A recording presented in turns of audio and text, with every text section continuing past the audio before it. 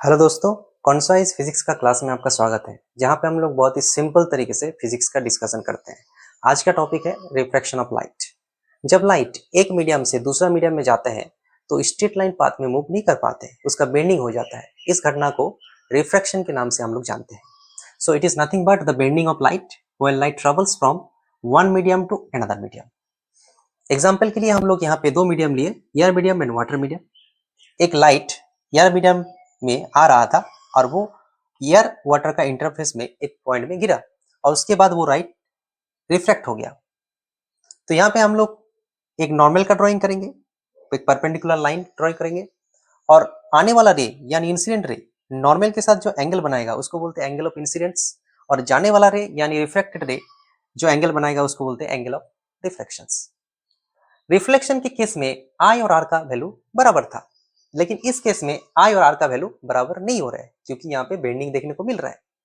तो यहाँ पे क्वेश्चन आता है कि बेंडिंग क्यों हो रहा है और आई और आर का वैल्यू अगर बराबर नहीं है तो इन दोनों में रिलेशन क्या है। इसको समझने के लिए हम लोग को पहले सीखना पड़ेगा रिफ्रैक्टिव इंडेक्स के बारे में। What is refractive index? इसको समझने के लिए हम लोग एक एग्जाम्पल लेते हैं। हमारे पास एयर मीडियम है और एक दूसरा मीडियम है। दूसरा मीडियम कोई भी हो सकता है, ग्लास, वाटर, डायमंड, कुछ भी हो सकता है। तो जैसे कि हम लोग को पता है कि लाइट का मैक्सिमम स्पीड होता है 3 इंटू 10⁸ मीटर पर सेकेंड। और कहाँ पे होता है?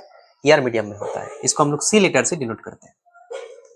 जैसे ही ये वाला लाइट जो कि एयर मीडियम में जा रहा था इस मीडियम में एंटर करेगा, इसका लाइट का स्पीड सी नहीं रहेगा, वो कुछ हद तक घट जाएगा क्योंकि मैक्सिमम स्पीड एयर में होता है और कोई भी मीडियम में स्पीड थोड़ा सा घट जाता है। तो यहाँ पे अगर c है तो यहाँ पे c बाई सम फैक्टर होगा, c बाई n होगा। So what is c by n? c by n is equals to velocity of light in that medium. So speed of the light in that medium is equals to speed of the light in air medium by n. ये जो n factor है, इस n factor को हम लोग refractive index के नाम से जानते हैं। इसको हम लोग ऐसे लिख सकते हैं कि refractive index is nothing but the factor by which speed of the light decreases when travelling from air to any medium. किसी भी मीडियम का रिफ्रैक्टिव इंडेक्स का मतलब क्या होता है कि लाइट जब उस मीडियम में एंटर करेगा तो उसका स्पीड एयर के कंपेयर में कितना गुना घट जाएगा, वो फैक्टर को हम लोग रिफ्रैक्टिव इंडेक्स बोलते हैं। इसको थोड़ा सा अरेंज करके लिखेंगे तो n बराबर c बाई वी आएगा। मतलब it is nothing but the ratio of speed of the light in air medium to the speed of the light in that particular medium. ऐसे भी हम लोग इसको डिफाइन कर सकते हैं। यहाँ पे एक क्वेश्चन है कि speed of the light in glass is 2 into 10⁸ metre per second, find the refractive index of the glass. तो n बराबर क्या होता है? n बराबर होता है c by V.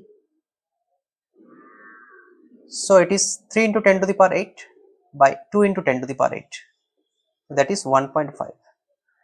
So glass का जो रिफ्रैक्टिव इंडेक्स है वो 1.5 है।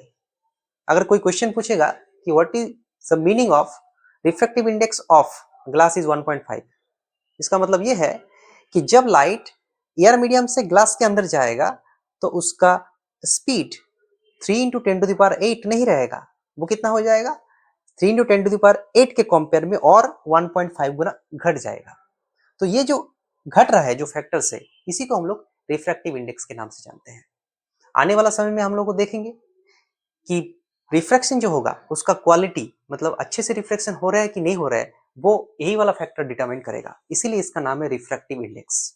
और जैसे कि हम लोग को पता है किसी भी मीडियम का डेंसिटी बढ़ने से स्पीड कम हो जाता है, तो इसको हम लोग ऑप्टिकल डेंसिटी के नाम से भी जानते हैं क्योंकि ये बढ़ने से लाइट का स्पीड कम हो रहा है। तो इसका दूसरा नाम क्या है? इसको हम लोग ऑप्टिकल डेंसिटी के नाम से भी जानते हैं।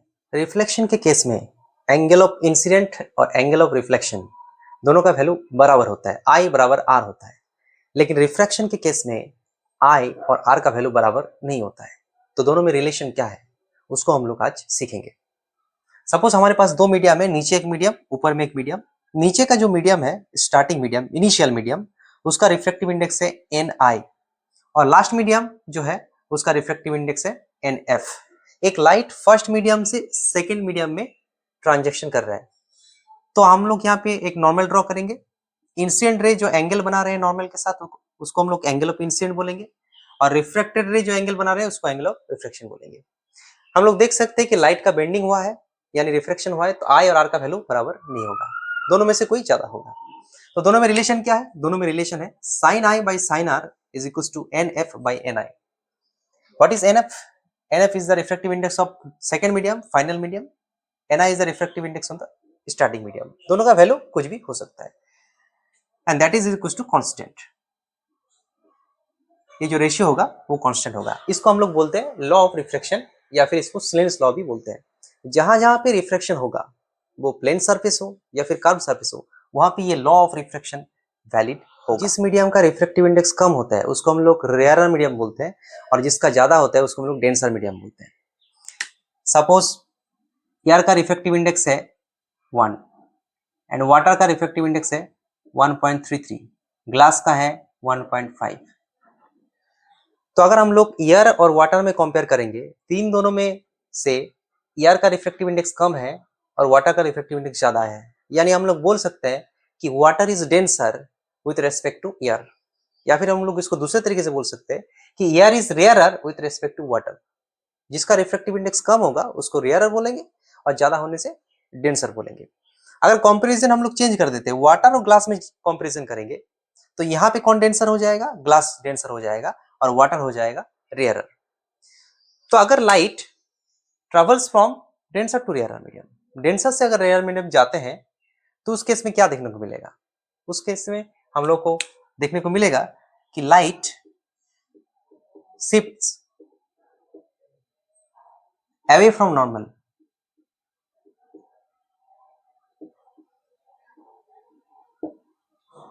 तो लाइट अगर डेंसर मीडियम से रेयरर मीडियम में ट्रांजैक्शन करेगा तो वो नॉर्मल से दूर चला जाएगा, और अगर लाइट रेयरर मीडियम से डेंसर जाएगा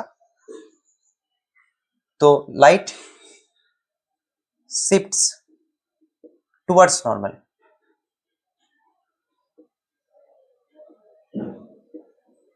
इस बात का न्यूमेरिकल मीनिंग क्या है?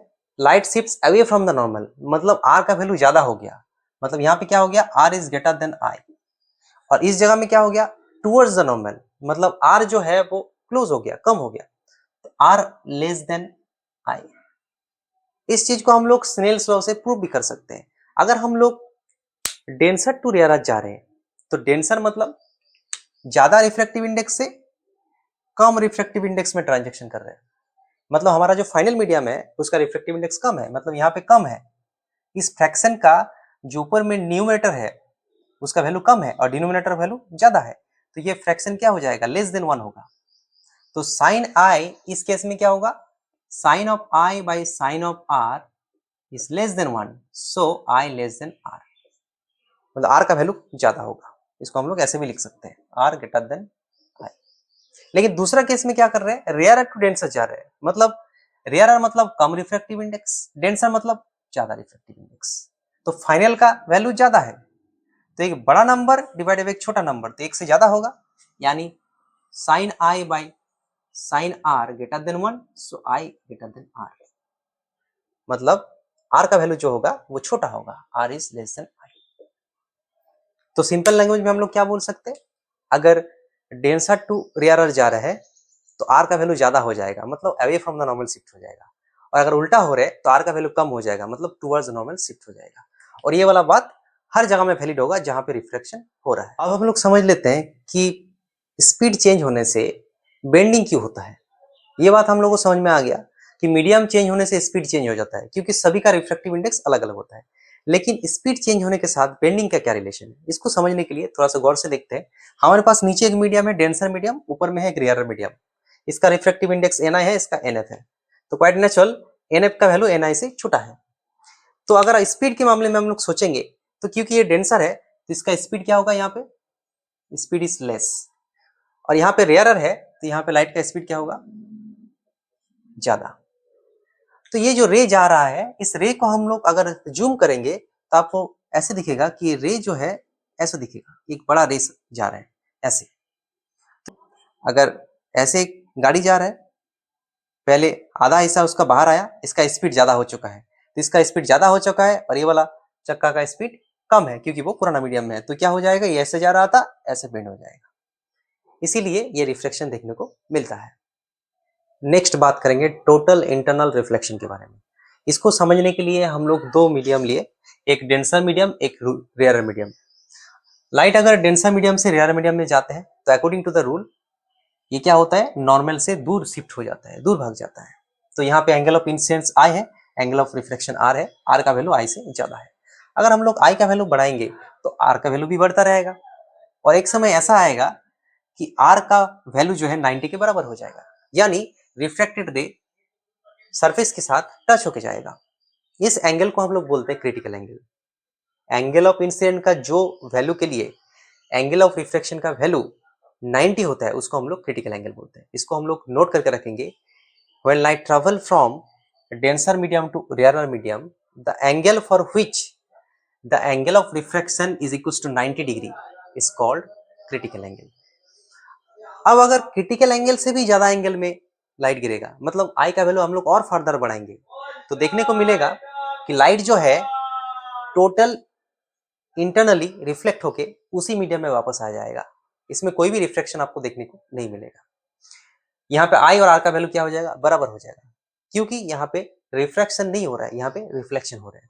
इस घटना को हम लोग बोलते हैं टोटल इंटरनल रिफ्लेक्शंस। मतलब अगर लाइट डेंसर मीडियम से रेयर मीडियम में जाते हैं और क्रिटिकल एंगल से भी ज्यादा एंगल में गिरता है तो लाइट क्या होगा, रिफ्रैक्ट नहीं होगा, वो टोटली इंटरनली रिफ्लेक्ट होके उसी मीडियम में वापस आ जाएगा। इसको हम लोग बोलते हैं total internal reflection. Total internal reflection के ऊपर बना है एक इंस्ट्रूमेंट जिसका नाम है ऑप्टिकल फाइबर।